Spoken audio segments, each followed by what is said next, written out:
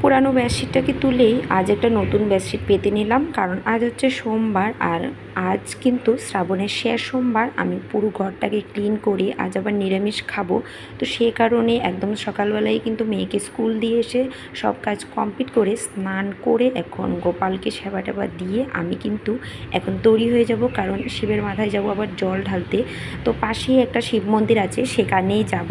বাড়িতে থাকলে তো পুজো করা হতো, যেহেতু বাড়িতে নেই আর এখানেও শিবটাকে আনতে পারিনি, তো সে কারণে পাশেই ভাবছি ওইখানে গিয়ে শিবের মাথায় জল ঢেলে আসবো। তো খুব তাড়াহুড়ো করে করছি, আবার মেয়েকে স্কুল থেকে আনতে যেতে হবে, রান্নাবান্না করতে হবে, কারণ অনেকটা দেরি হয়ে যাচ্ছিলো। আর কিছুক্ষণ পর পরই ঝমঝমিয়ে বৃষ্টি চলে আসে। তো এখানে দেখো ঘরের পুজো শেষ করে আমি কিন্তু সবুজ একটা শাড়ি পরে রেডি হয়ে গেছি, যেহেতু চুলটা ভিজেছিল, তো সেই কারণে কোনো মতে চুলটাকে বেঁধে আমার কিন্তু মন্দিরে এসে পুজো করা শেষ হয়ে গিয়েছিলো। যেহেতু কেউ পাশে ছিল না, সেই কারণে সেটা তোমাদের দেখানো হয়নি।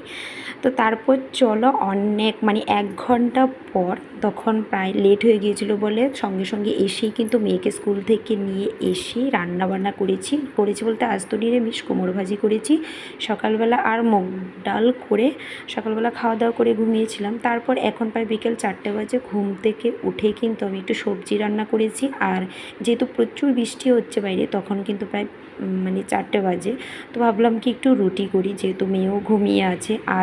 আজ একটা আমার সাথে বৃষ্টি ঘটানো হয়েছে, আজ আমি পড়ে গিয়েছিলাম, তো পড়ে ভীষণ ব্যথা পাই, তো সে কারণে সকালবেলা ভালো করে রান্নাটা করতে পারিনি।